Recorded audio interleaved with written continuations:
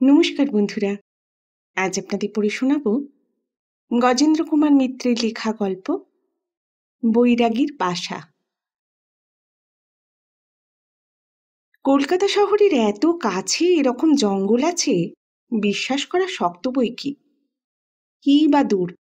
ট্রেনে 8 মাইলেরও কম, বাসে গেলে বোধহয় পুরো 8 মাইলই দাঁড়ায়।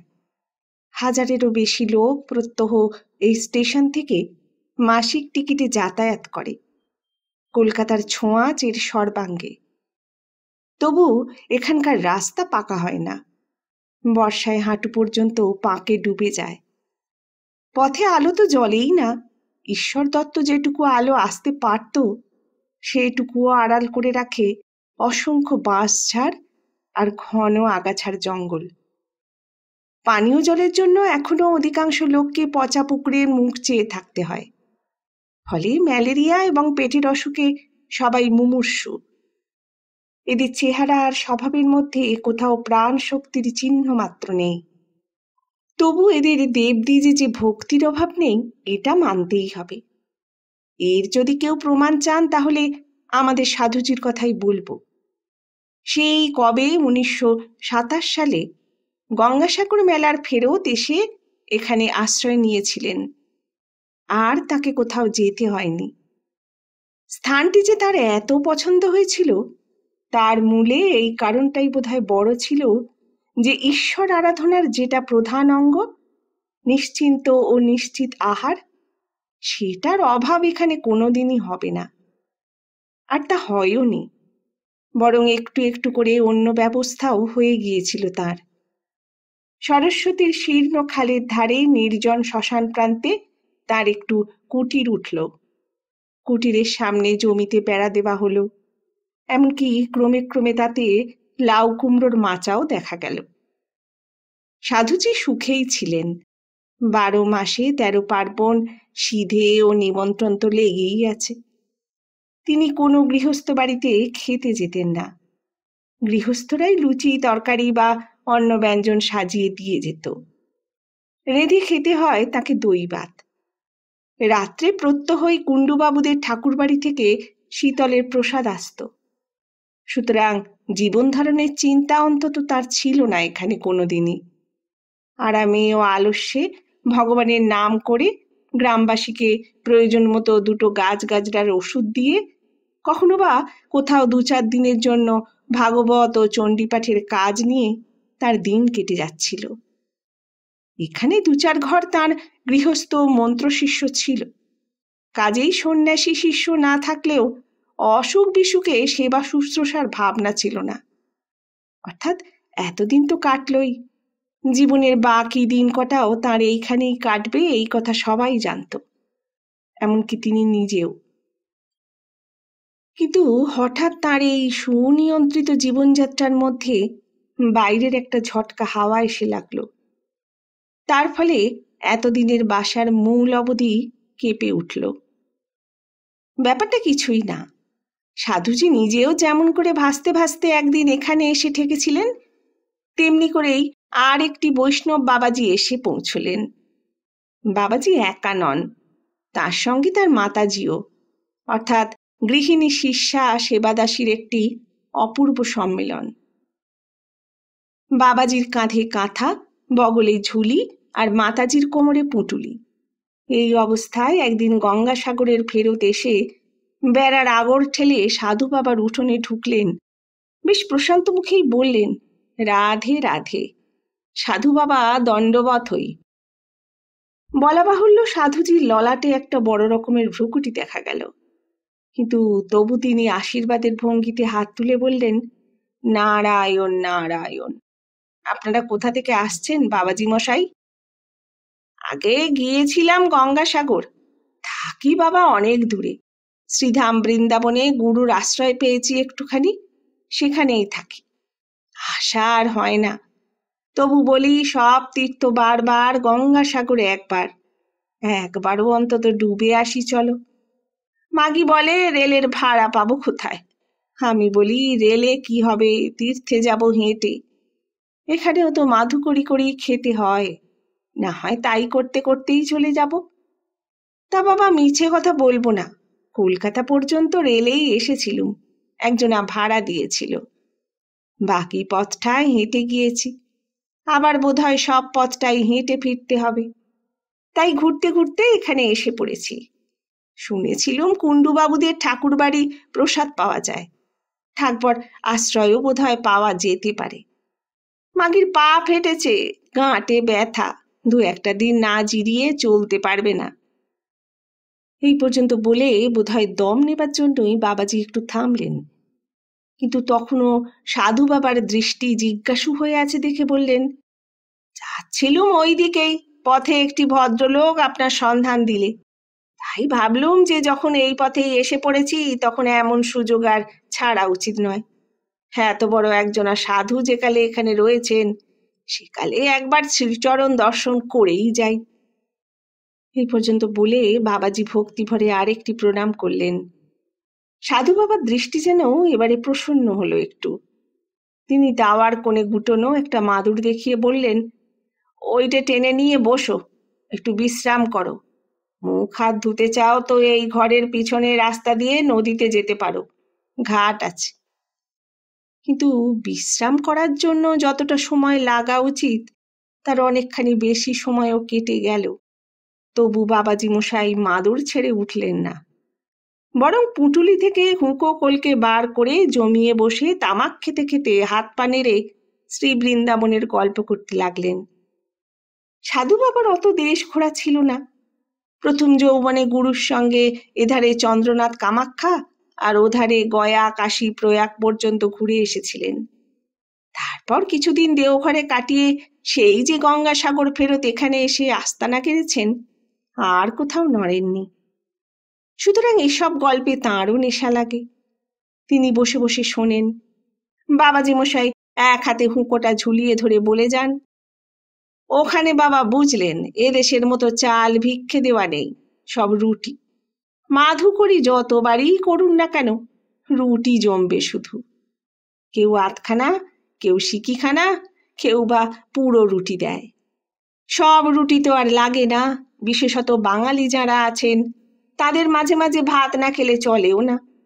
কাজেই রুটি যা বাঁচে অনেকে আবার রোদে শুকিয়ে রেখে দেন। সেই সব রুটি জ্বালায় জমানো থাকে। বর্ষাকালে যখন মাধুকরি করার অসুবিধে কিংবা অসুখ বিসুখে যখন বেরোতে পারে না, তখন সেই সব রুটি বার করে গরম জলে তার গায়ের ছাতা ধুয়ে ভিজিয়ে 1 পয়সা দই আর গুড় মেখে খায়। ভিখিরির দেশ বুঝলেন না বাবা, বড় গরিবের দেশ। আকবর বাদশাহ ওর নাম রেখেছিলেন ফকিরাবাদ। এখনো সেই ফকিরাবাদই আছে, কিছুটি ফেলবার জো নেই। কথা থামিয়ে উপরি উপরি দুটান দিয়ে নিলেন বাবাজি। হতাশ হয়ে বললেন, না, গল্প করতে করতে নিভে গিয়েছে। তবে বুঝলেন বাবা, আমার অন্নপ্রসাদের অভাব হয় না। বাঙালির ঠাকুর বাড়ি তো আছে 2-1টা, সেখান থেকে বলে কয়ে এক মুঠো অন্ন ব্যবস্থা করে নিয়েছি। একটা পারসও পাই, একজনের মতো পুরো প্রসাদকে ওরা বলে পারস।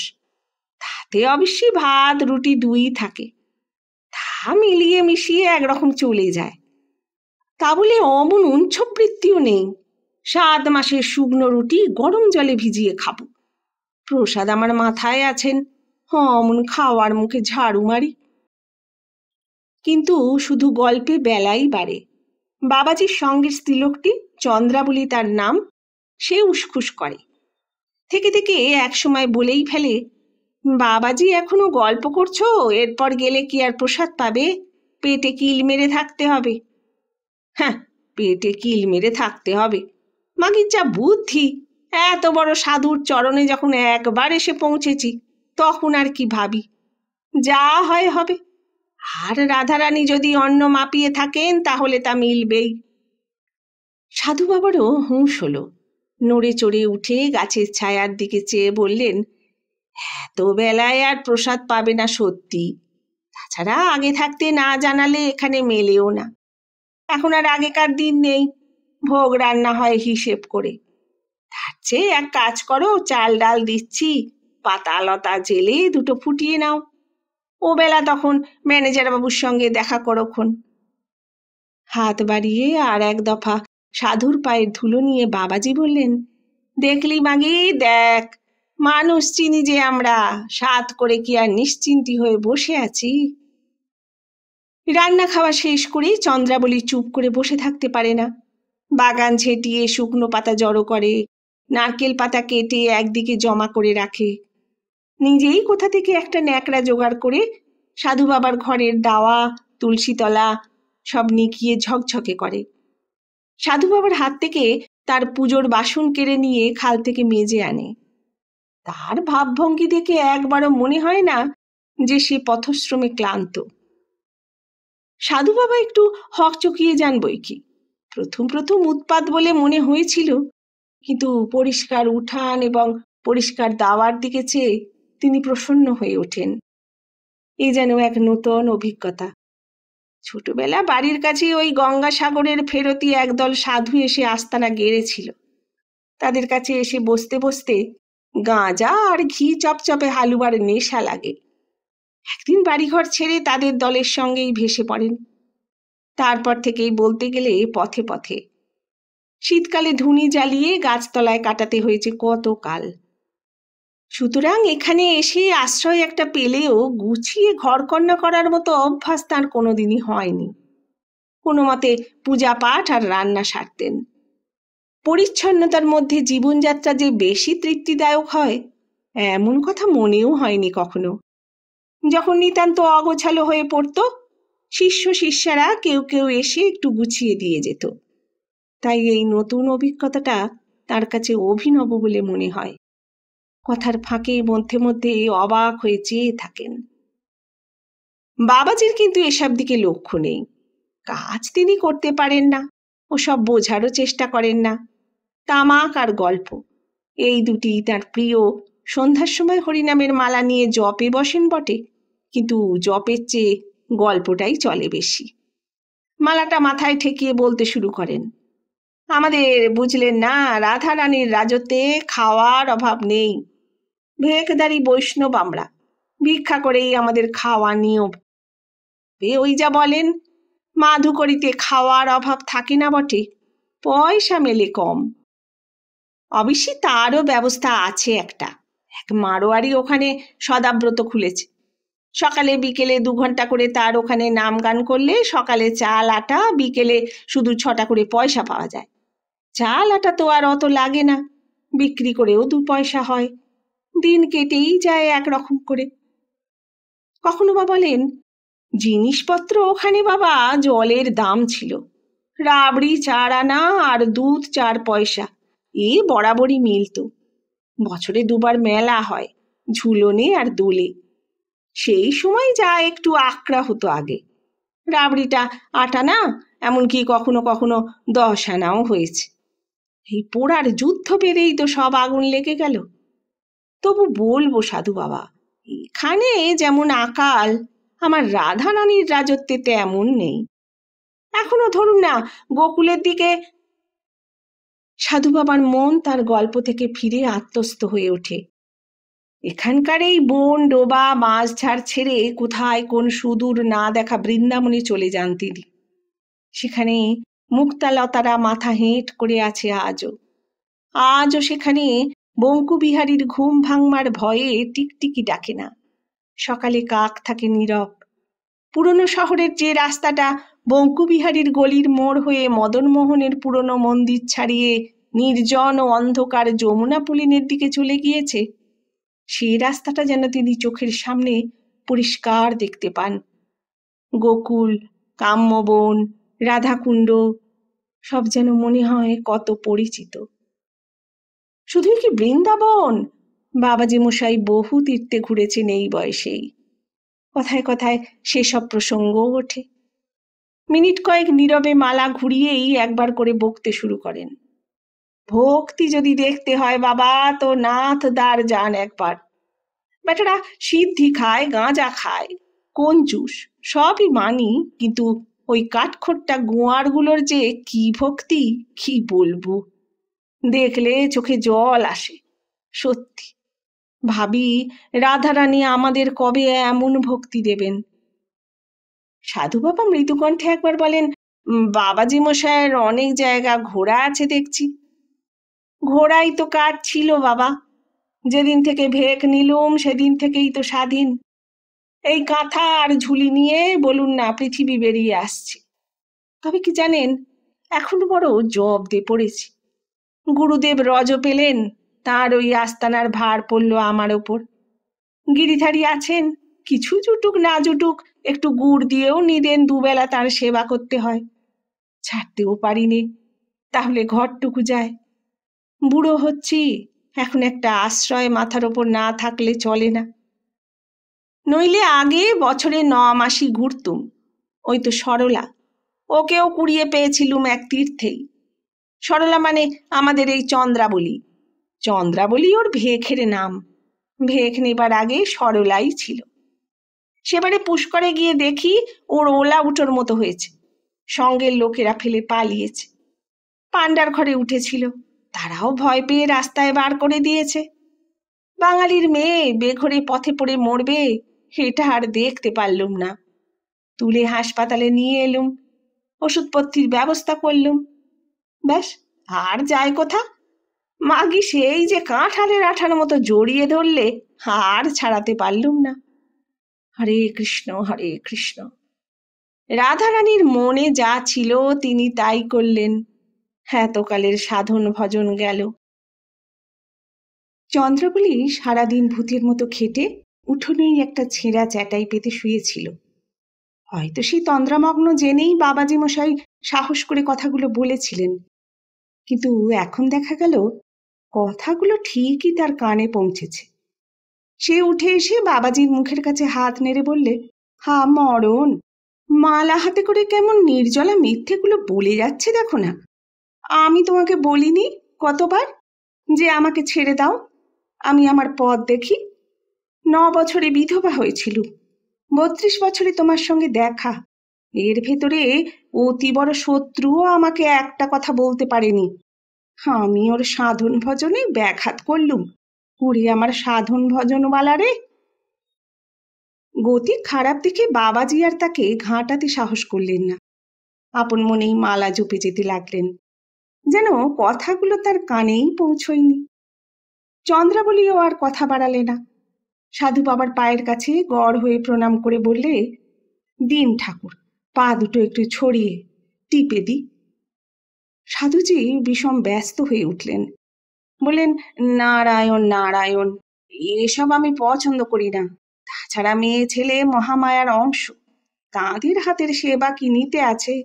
তুমি শোবে, আমার পা টেপবার দরকার নেই। চন্দ্রাবলী ঘাড় নেড়ে বললে, না বাবা, সে শুনবো না। যখন অনেক পুণ্যে আপনার দর্শন পেয়েছি, তখন এটুকু আর ছাড়ছি না। চিরকাল তো ওই ভণ্ড বিটলের পা টিপে নরকেই ডুবছি। আজ একটু উদ্ধার হই, এ দয়াটুকু করতেই হবে আপনাকে। এই বলে সে একরকম জোর করেই সাধু বাবার পা টিপতে বসল। তিনি কতকটা অভিভূতের মতোই তার সেবা নিলেন। ইদানিং তার একটু বাতের মতো হয়েছিল। কখনো কখনো শিষ্য শিষ্যা কেউ তেল মাখাতে বা সেবা করতে এলে ভালোই লাগতো। তবু তিনি নিজে থেকে কাউকে বলতেন না, বরং সাধ্যমতো বাধাই দিতেন। কিন্তু আজ চন্দ্রাবলীর পদসেবা পেয়ে একটা নতুন অভিজ্ঞতা হলো তাঁর। পা টেপারও যে ভালো মন্দ আছে সেটা আজ বুঝতে পারলেন। তার সেবায় সমস্ত স্নায়ু যেন আরামে শিথিল হয়ে আসে। বাবাজি মশাই মৃদু মন্তব্য করলেন, তা মাতাজি পা টেপে ভালো, কি বলেন বাবা? ওই জন্যে তো আরো রাধারানী যে কি মায়ায় জড়িয়ে ফেললেন। সে রাত্রিটা ওদের সাধু বাবার দাওয়াতেই কাটল। পরের দিন তিনি নিজে গিয়ে কুণ্ডুবাবুদের ম্যানেজারের সঙ্গে দেখা করলেন।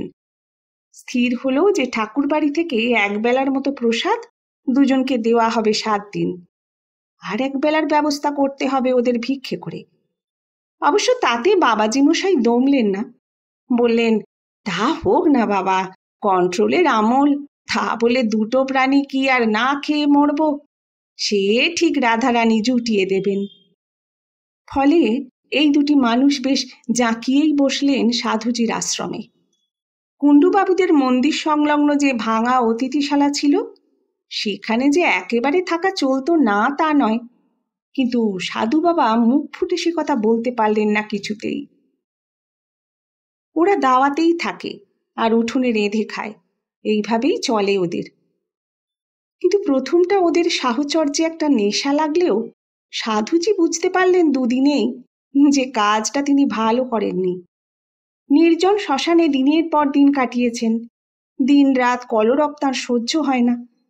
বাবাজির অবিশ্রান্ত বকুনি যদি বা সয়, ওদের আপোষে যে অবিরাম কলহ চলে, সেটা সাধুজির স্নায়ু সইতে পারে না, বিশেষত পূজার সময়। সাধুজি ভোরেই উঠতেন, কিন্তু চন্দ্রাবলী আর বাবাজি মশাই আরও ভোরে ওঠেন। ফলে তার পূজা ধ্যানের সময়টুকুও শান্তি পান না। শেষ পর্যন্ত ঘর ছেড়ে সরস্বতীর ধারে গিয়ে বসতে শুরু করলেন। অথচ এর যে কোনো প্রয়োজন নেই তা সাধু বাবা ভালো করেই জানেন। যাও বললেই ওরা চলে যাবে, ওদের কোনো জোর নেই, জোর করে থাকবেও না, এটা ঠিক। তবু সাধুজিরই যেন সংকোচে বাঁধে। কিন্তু শুধুই কি সংকোচ? এই প্রশ্নও নিজেকে করেন বই কি মধ্যে মধ্যে। চন্দ্রাবলী এসে তার আশ্রমের শ্রী ফিরিয়েছে। ঘরদোর নিকোনো ঝকঝক করে আজকাল। রান্নার জায়গাটি এত পরিচ্ছন্ন থাকে যে সাধুজি খুশি না হয়ে পারেন না। জিনিসপত্র সব নতুন করে ঝাড়া মোছা সাজানো হয়েছে। তার খড়ের ওপরে হরিণের ছাল পাতা বিছানাটাই এত আরামদায়ক হয়ে উঠেছে যে সেখানে শুলে আজকাল যেন সহজে ঘুম আসতে চায় না। রান্না অবশ্য তিনি রোজ করেন না, কিন্তু যেদিন করেন সেদিন আর আগের মতো তাকে বিব্রত হতে হয় না। উনান ধরাবার কাঠ কুটো থেকে শুরু করে কোটা কুটনো ধোয়া চাল পর্যন্ত সব হাতের কাছে পান। তারপরের কাজগুলো, অর্থাৎ রান্নার স্থান পরিষ্কার করা বা বাসন মাজা, তার জন্যও ভাবতে হয় না। এ আরাম দুদিনের। চন্দ্রাবলী চলে গেলে আবার তাকে পুনর্মূষিক হতে হবে। এ সবই সাধুজি জানেন। তবু এই স্বাচ্ছন্দ্যের, এই সেবার কেমন একটা নেশা লাগে যেন। জোর করে এটা বন্ধ করতে পারেন না। অনুযোগও করেন অবশ্য মধ্যে মধ্যে।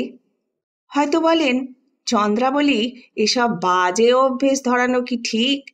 সন্ন্যাসী মানুষ, চিরকাল শ্মশানেই কাটাতে হবে, শুধু শুধু দুদিনের জন্যে। চন্দ্রাবলী সেসব অনুযোগ গায়ে মাখে না। বলে, হোক না ঠাকুর দুদিন, আপনি সাধু, আপনার তো সব অবস্থাই সমান। আপনি আর কিসের অভাব বোধ করবেন বলুন? মাঝখান থেকে আমার যদি একটু পুণ্যি হয় তো বাধা দেন কেন? কিন্তু শুধু চন্দ্রাবলীর সেবাই নয়, বাবাজি মশাইয়ের গল্পেও কেমন একটা জাদু আছে। নিজের কাজ সারা হলেই মন তার সঙ্গ চায়। এতদিন কোথাও যাননি, তার অভাববোধও ছিল না মনে, কিন্তু এখন যেন বাবাজির গল্পের পিছু পিছু মন সব ফেলে রেখে ছুটে চলে যেতে চায়। ভারতের এক প্রান্ত থেকে আর এক প্রান্ত পর্যন্ত তীর্থগুলি যেন বায়োস্কোপের ছবির মতো দ্রুত সরে যেতে থাকে, আর মন হয়ে ওঠে উতলা। কিছুতে কোনো মতেই এই সংকীর্ণ গণ্ডির মধ্যে বাঁধা থাকতে চায় না। বাবাজি হয়তো বলেন, যদি কখনো কেদারবদ্রী যান তো দেখবেন যে নদীর আওয়াজ কি। অলকানন্দার গর্জনে একদিন ঘুমই হলো না সারা রাত। তবে তাও বলি বাবা, যা দেখেছি জীবন সার্থক হয়ে গেছে। হিমালয় পাহাড় যে দেখলে না, তার জীবনই বৃথা। হরিদ্বার থেকেই শুরু হলো বটে, তবে যত এগোবেন ততই অবাক হয়ে যাবেন। আবার কখনো বলেন, অনেকে বাবা রামেশ্বর দেখেই ফিরে আসে, কিন্তু আমি বলি, যে কন্যাকুমারী দর্শন করলে না, তার তো তীর্থ করাই মিথ্যে হলো। সে কি স্থান, চোখ জুড়িয়ে যায়, ইচ্ছে করে না যে আর ফিরি। কিংবা যে যতই বলুক বাবা, হোটেল তো বলি জগন্নাথের, এখন কি হয়েছে জানি না। আগে 4 পয়সার অন্ন পেশাদ, 1 পয়সায় ডাল আর 1 পয়সায় তরকারি কিনলেই একটা লোকের পেট ভরা হয়ে যেত। আর সে কি সোয়াদ বাবা, কি বলবো! তেল নেই, লঙ্কা নেই, কোনো মশলার বালাই নেই, শুধু সেদ্ধ ডাল, তাই যেন আজও জিভে লেগে আছে। এমনি করে দ্রুত বেগে বাবাজি এক তীর্থ থেকে আর এক তীর্থে চলে যান। হাজার হাজার মাইল পথ যেন চোখের নিমিষে লাফিয়ে পার হন। তার কল্পনার সেই উদ্দাম দ্রুত বেগে সাধু বাবা বিভ্রান্ত হয়ে পড়েন। সবসময় যেন তার নাগাল ধরতে পারেন না। তবু বারবার শুনে কোথায় কি দ্রষ্টব্য আছে তাঁরও মুখস্থ হয়ে যায়। অযোধ্যা কি বৃন্দাবনের নাম হলেই নিজের অজ্ঞাতসারে সাধু বাবা বাইরের দিকে একবার তাকিয়ে দেখেন কোথাও বানর বসে আছে কিনা। সুতরাং ওদের অবস্থানটা যখন 7 দিন থেকে 20-21 দিনে এসে পৌঁছল, তখনও সাধুজি ওদের চলে যাবার কথাটা বলতে পারলেন না। শেষে বললেন একদিন ওরা নিজে থেকেই। সন্ধ্যাবেলা অনেকদিন পরে কোথা থেকে একটু গাঁজা সংগ্রহ করে তরিবতের সঙ্গে সাজাতে সাজাতে বাবাজি বললেন, অনেকদিন আপনার আশ্রয় কাটলো বাবা, এবার তো পথ দেখতে হয়। সাধু বাবা যেন চমকে উঠলেন। নিজের অজ্ঞাতসারেই তার মুখ দিয়ে বেরিয়ে পড়ল, সে কি এরই মধ্যে যাবে? আর এরই মধ্যে কি বাবা, বেরিয়েছি কি আজ? ভেবেছিলুম দোলের মধ্যেই ফিরবো, তা তো হলো না। ফাল্গুন মাস পড়েই গেল, এখন কতদিনে ফিরতে পারবো তারও ঠিক নেই। গাড়ি ভাড়াটা যদি এখান থেকে তুলে নিতে পারি সেই চেষ্টায় ছিলুম, তা গোটা 15-র বেশি কিছুই তুলতে পারলুম না। যাই হোক, কাশী পর্যন্ত তো যাই, তারপর ওখানে কিছু জোগাড় করতে পারি ভালোই, নয়তো এমনি চড়ে বসবো, যা করেন রাধারানী। এক বেটা টিকিট চেকার থাকে, বড় পাজি, মারধর করে, এই বড় ভয়। নইলে আর কি, এত তীর্থ কি আর সব টিকিট কেটে ঘুরেছি? সাধু বাবা কিছুক্ষণ স্তব্ধ হয়ে বসে থেকে বললেন, তা দোলের মধ্যে যখন ফিরতে পারলেই না, তখন আরও কটা দিন থেকে যাও না, যদি গাড়ি ভাড়াটা ওঠে। হ্যাঁ, এ যা জায়গা, এই যা উঠেছে, আপনি ছিলেন বলে তাই, নইলে কিছুই হতো না। তা বাদে স্থান ছাড়া বহুদিন, বুঝলেন না, গিরিধারী রয়েছেন। পাশের কুঞ্জের এক বেটা পূজারীকে বলে এসেছিলুম বটে, তা সে কি করছে কে জানে, হয়তো ঠাকুর উপবাসীই থাকছেন। একখানা ঘরে ভাড়াটে আছে, 3 টাকা দেয়, সেই টাকাটাই পূজারীর নেবার কথা। টাকাটা নিয়ে ঘরেই বসে থাকছে হয়তো, তার ঠিক কি?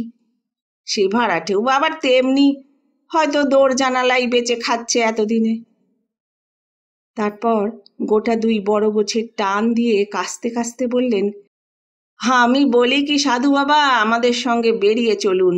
মথুরা, বৃন্দাবন, গোকুল সব আমি নিজে ঘুরে দেখিয়ে দেব।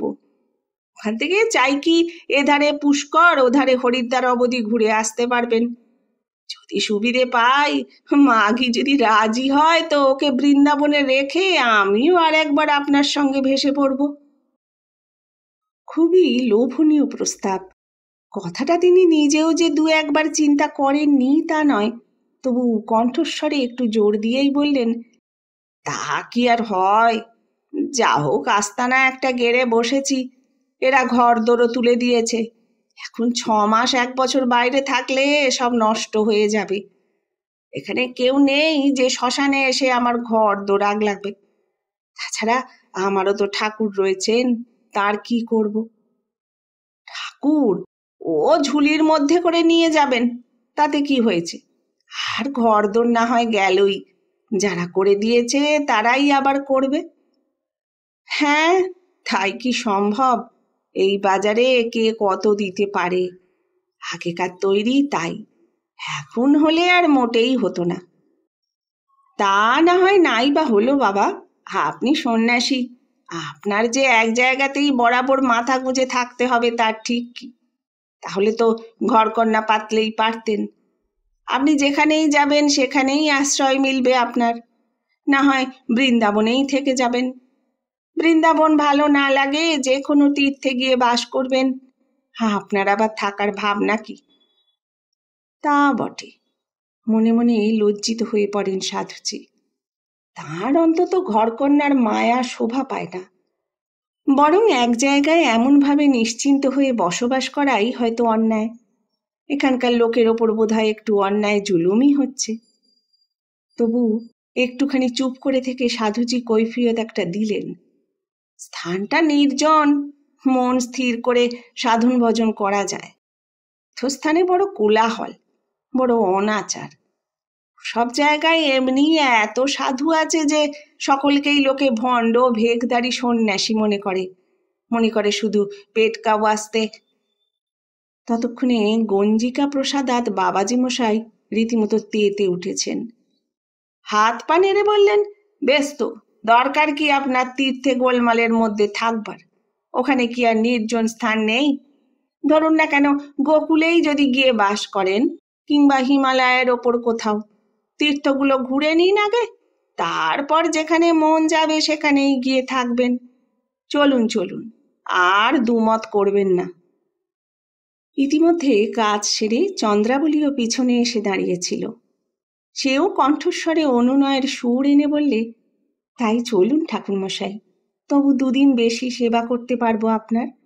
আমরা সঙ্গে থাকলে যেখানেই যান না কেন সেবা শুশ্রূষার অভাব হবে না।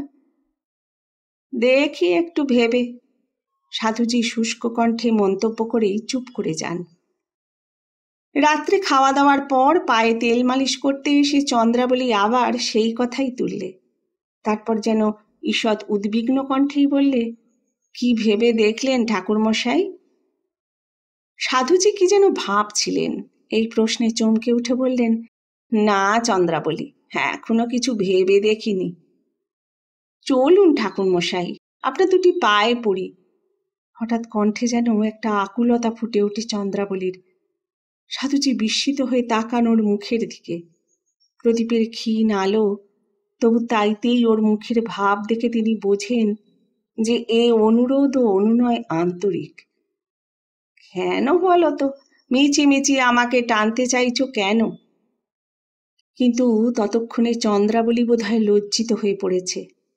সে মাথা নিচু করে বললে, না কিছু নয়, এমনি। আপনি তো দেখেননি কিছু, বেশ ঘুরে ঘুরে দেখতেন।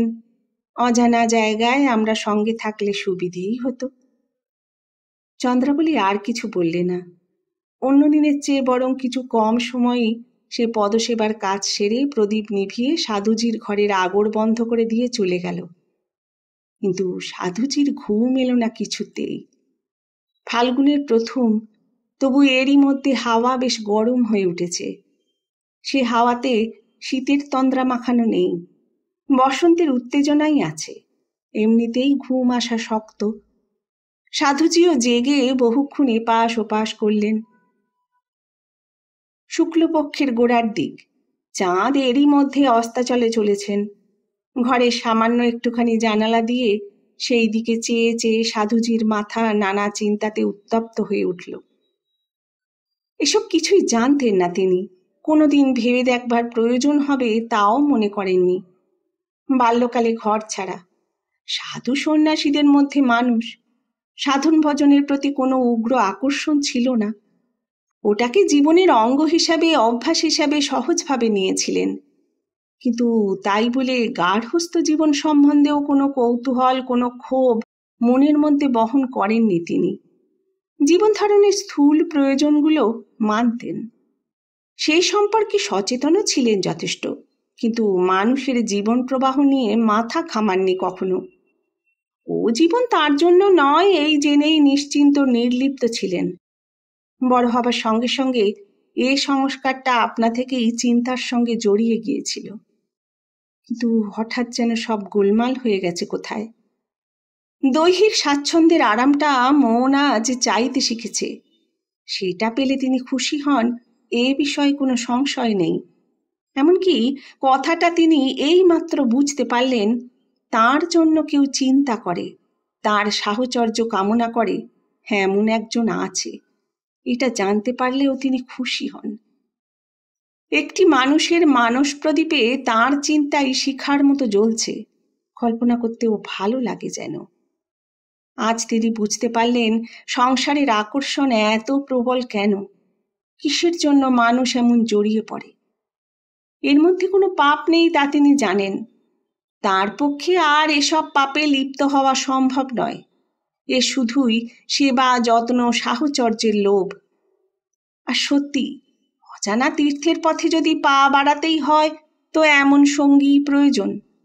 এ সুযোগ হয়তো আর নাও মিলতে পারে, কিন্তু তবু এই মুহূর্তে কোথায় যেন একটা সংকোচে বাজছে, একটা সচেতনতা, জীবনের এই সুদীর্ঘ ইতিহাসে যার অস্তিত্ব পর্যন্ত ছিল না, আজ যেন তাকে ভাবিয়ে তুলেছে।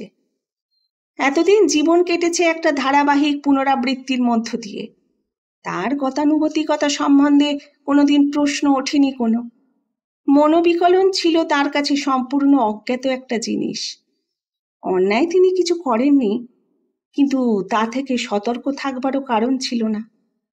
তেমন কোনো সুযোগও কোনোদিনও আসেনি। সন্ন্যাসী হয়েছিলেন একদিন সহজেই, আজ সাধুও আছেন সহজে। জীবনের বৃত্তি হিসাবেই সন্ন্যাস ছিল তার বলতে গেলে, তবু প্রতারণার কোনো প্রশ্ন কোনোদিন ওঠেনি। কিন্তু আজ সমস্ত ব্যাপারটা তাকে ভাবিয়ে তুলল। এরই নাম কি মোহ? এই কি অন্যায়কে সঙ্গে ডেকে আনে? এমনি করেই কি প্রকৃতি তার প্রতিশোধ নেন? এইভাবেই কি পদস্খলন হয়? কে জানে। যে ঈশ্বরকে এতদিন যন্ত্রচালিতের মতোই নিয়ম পালনের জন্য স্মরণ করেছেন, সেই ভগবানকে আজ মন দিয়ে ভাববার চেষ্টা করলেন। মনে হলো সন্ন্যাস তিনি যে কারণেই নিন, যেমনভাবেই নিন, তার একটা দায়িত্ব বহনের যোগ্যতা যেন থাকে। বহু রাত্রি পর্যন্ত বিনিদ্র থেকে সাধুজি স্থির করলেন যে না, প্রৌঢ়ত্বের প্রান্তে পৌঁছে আর নতুন করে মায়ায় জড়াবেন না তিনি। ওদেরই বিদায় করে দেবেন, আর তা কালই। বাবাজি মশাই কিন্তু সকালে উঠে ধরেই নেন যে সাধু বাবা ওদের সঙ্গে যাবেন। কোনো প্রতিবাদই শুনতে প্রস্তুত নন তিনি। বলেন, কি বলছেন বাবা, স্বয়ং রাধারানী আপনাকে টেনেছেন, আপনি না বললে চলবে কেন? এ সুযোগ আর ছাড়বেন না। এ যে তাঁরই যোগাযোগ, তা কি বুঝতে পারছেন না? আচ্ছা চলুন, বৃন্দাবন, হরিদ্বার, অযোধ্যা করেই না হয় ফিরে আসবেন। বড় জোর পুষ্করটা, কত আর সময় লাগবে? না হয় মাস তিনেকের লাগুক। আপনার শিষ্য যজমানরা এই সময়টা ঘর বাড়ি দেখবেন। সাধুজি লোভে দোলাচল চিত্ত অবস্থায় অন্যমনস্ক হয়ে দাঁড়িয়ে থাকেন। চন্দ্রাবলী আজ আর অনুরোধে যোগ দেয়নি, কিন্তু ততক্ষণে নিপুণ হস্তে সে তার প্রাত্যহিক কাজগুলো করে যাচ্ছে। পুজোর বাসন মাজা হয়ে গেছে, ফুল তোলা, চন্দন ঘষা সব প্রস্তুত। ঠাকুরের বেদির সামনে তার আসন পাতা, পূজার সব আয়োজন পরিপাটি করে সাজানো। ওদের গুরুর পট এবং একটি যুগল পায়ের ছাপ সঙ্গে আছে। তারও একটি আসন বাইরের দাওয়াতেই তৈরি হয়েছিল ইতিমধ্যে। সেখানেও পূজার আয়োজন শেষ হয়েছে। এইবার সে সাধুজির রান্নাঘরের সব ব্যবস্থা ঠিক করে রাখতে ব্যস্ত। সেদিকে চেয়ে চেয়ে তিনি একবার কল্পনা নেত্রে দেখে নিলেন আগেকার তার অপটু জীবনযাত্রার ছবিটা। এরা চলে গেলে আবার সেই অবস্থাতেই ফিরে যেতে হবে। প্রত্যহ নিজের হাতে সব গুছিয়ে নেওয়া, নিঃসঙ্গ নির্জন জীবনযাত্রা। হঠাৎ যেন কি একটা প্রতিজ্ঞায় মন স্থির করে ফেললেন তিনি। বাবাজি মশাইয়ের দিকে চেয়ে বললেন, আচ্ছা চলুন, ঘুরেই আসা যাক, রাধারানী টেনেছেন মনে হচ্ছে। উদ্যোগ আয়োজন সামান্যই, এক বেলাতেই তা হয়ে যায়। শিষ্য শিষ্যাদের ডেকে ঘরের চাবির ব্যবস্থা করা হলো। স্থির হয়েছে সন্ধ্যার ট্রেনে এখান থেকে গিয়ে হাওড়া থেকে রাত 10:30টার প্যাসেঞ্জার ধরা হবে। এখান থেকে কাশী যাওয়া হবে আগে, তারপর বৃন্দাবন। সাধু বাবার হাতে কিছু টাকা ছিল, গাড়ি ভাড়ার আপাতত অভাব হবে না। কিন্তু স্টেশনে পৌঁছে আবছায়া অন্ধকারে ট্রেনের প্রতীক্ষা করতে করতে সাধুজির যেন আবার নতুন করে চমক ভাঙল। সত্যই কি তীর্থের টানে তিনি চলেছেন? ভগবানের দর্শনই কি আজকের এই যাত্রার উদ্দেশ্য, না আর কিছু? যে সংসারকে তিনি একদিন পরিচয়ের আগেই ত্যাগ করেছিলেন, যে ব্যক্তিগত স্বাচ্ছন্দ্যে ও বিলাসে তার কোনো অধিকার নেই, সেই সংসার এবং স্বাচ্ছন্দ্যের লোভই কি আজ জীবন সায়ান্নে তাকে মূল ছিঁড়ে নতুন একটা অভিজ্ঞতা, নতুনতর পরিবেশের মধ্যে টেনে নিয়ে যাচ্ছে না? সাধুজি যেন অস্থির হয়ে উঠলেন। তিনি যাবেন শুনে চন্দ্রাবলীর মুখ যে আনন্দে উজ্জ্বল হয়ে উঠেছিল, এটা তার চোখ এড়ায়নি। সে যে নিপুণ দ্রুত হস্তে তার ঝুলি সাজিয়ে দিয়েছে, তাও তিনি লক্ষ্য করেছেন। সন্ন্যাস সম্বন্ধে এতদিন কোনো স্পষ্ট ধারণা ছিল না। গুরুর উপদেশের অর্ধেক অর্থই এতদিন উপলব্ধি করতে পারেননি, কিন্তু আজ আবছা হলেও কতক কতক তা মনে পড়ছে এবং তার অর্থ বুঝতে পারছেন। সম্পর্ক যাই হোক, কোনো মায়াতে জড়িয়ে পড়াই তাঁর উচিত নয়। ট্রেন দেখা দিয়েছে দূরে, প্ল্যাটফর্মে ব্যস্ততার অন্ত নেই। সাধুজি কিন্তু তখনও যেন ধ্যানমগ্ন। চন্দ্রাবলী তার পা ছুঁয়ে বললে, উঠুন ঠাকুরমশাই, গাড়ি এসে পড়েছে যে। তারপর তিনি চোখ চাইতে হেসে বললে, হ্যাঁ, এখন থেকে আমি আপনার অভিভাবক, তো দেখাশোনা আমাকেই করতে হবে। ট্রেন এলে বাবাজি মশাই ছুটোছুটি করে আগেই উঠে পড়লেন। চন্দ্রাবলীও উঠে সাধুজির ঝুলির জন্য হাত বাড়িয়ে বললে, দিন দিন, ওটা আমার হাতে দিন, উঠে পড়ুন তাড়াতাড়ি, গাড়ি ছেড়ে দিচ্ছে যে। কিন্তু সাধুজির কোনো উদ্বেগ দেখা গেল না। তিনি একটু ম্লান হেসে বললেন, না চন্দ্রাবলী, এ যাত্রা আর আমার যাওয়া হলো না। রাধারানী বোধহয় ঠিক টানেননি এখনো, তোমরাই যাও। ততক্ষণে ট্রেন ছেড়ে দিয়েছে। ওরা মূঢ়ের মতো চেয়ে মুক্ত দ্বার পথে দাঁড়িয়ে রইল। সাধুজি একটা দীর্ঘ নিঃশ্বাস ফেলে আবার গ্রামের পথ ধরলেন। সরস্বতীর শীর্ণ খালের ধার দিয়ে ফিরতে ফিরতে সাধুজির সবচেয়ে যে ভাবটা মনের মধ্যে প্রবল হয়ে উঠল, সেটা হচ্ছে নিরতিশয় আত্মতৃপ্তি। দেশ ভ্রমণ তার হলো না, তীর্থ দর্শনের স্বাদ অপূর্ণ রইল। চন্দ্রাবলীর অতন্দ্র এবং অক্লান্ত সেবা থেকেও বঞ্চিত হলেন, এ সবই সত্য। এর জন্য বেদনা অনুভব করছেন না এমনও নয়, কিন্তু সে বেদনার চেয়েও এই মুহূর্তে তার আত্মপ্রসাদই বড় হয়ে উঠেছে। সন্ন্যাসের আসল কথাটা এতদিন পরে তিনি বুঝেছেন। অর্থ না বুঝেই একদিন যে জীবনযাত্রা বেছে নিয়েছিলেন, তার লক্ষ্য এতদিন পরে তার চোখের সামনে প্রতিভাত হয়েছে। আর তিনি কোনো প্রলোভনেই পা বাড়াবেন না। কোনো রকম প্রস্তুতি ছিল না, কোনো কৃচ্ছ সাধন বা বিরাট তপস্যার ঐতিহ্য থাকা সম্ভব নয়। তবু যে এত বড় প্রলোভন কাটিয়ে উঠেছেন, এজন্য নিজের কাছেই তিনি কৃতজ্ঞ। সরস্বতীর পুলের ওপর উঠে নিজের আশ্রমের দিকে চেয়ে দেখলেন। শান্ত স্তব্ধ কুটিরখানি নির্জন শ্মশানের প্রান্তে যেন মূর্তিমতী শান্তির মতো দাঁড়িয়ে আছে। সেদিকে তাকিয়ে মন এক বিচিত্র অনুভূতিতে পূর্ণ হয়ে উঠল। এই ভালো তার, এই ভালো। বাইরের হাওয়া এসে লেগেছিল ক্ষণকালের জন্য, কিন্তু সে হাওয়া বয়ে চলে গিয়েছে। এই চিরকালের স্তব্ধতাই থাক তার সারা জীবন ভরে। তিনি রাস্তা ছেড়ে শ্মশান পেরিয়েই চলে এলেন দ্রুত গতিতে। বাগানের বেড়ার সামনে এসে একেবারে দাঁড়ালেন। জ্যোৎস্নায় আশ্রমের উঠানটি ভরে গিয়েছে। সে আলোয় আজ যেন নতুন করে সব সুন্দর লাগল। সামান্য কুটির, তবু এর প্রতিটি অংশ তার প্রিয়। ওই যে মাচার ওপর লাউ ডগাগুলো লতিয়ে আছে, ওর মসৃণ পাতাগুলো যেন তাকে দেখে খুশিতে উজ্জ্বল হয়ে উঠল। সন্ধ্যামণি ফুলের ছোট্ট ডালটাও যেন মাথা দুলিয়ে অভ্যর্থনা করল, এই যে এসেছ। শান্তি আর আনন্দ, নিশ্চিন্ত জীবনযাত্রারও একটা স্বাচ্ছন্দ্য আছে বই কি। পুরাতন পরিবেশের মায়াই বা কম কি। কিন্তু বেড়ার আগরটা খুলে ঢুকতে গিয়ে হঠাৎ সাধুজি আর একবার থমকে দাঁড়ালেন। হে কি, একটু আগেই যে সন্ন্যাসের আসল অর্থটা বুঝেছেন বলে মনে মনে বাহাদুরি নিচ্ছিলেন, সামান্যতম বন্ধনের প্রলোভনও কাটিয়ে উঠেছেন বলে আত্মতৃপ্তির অন্ত ছিল না, সে যে এত অর্থহীন তা তো তখন বোঝেননি। আশ্রম এবং আশ্রমের মায়াই বা কম কি।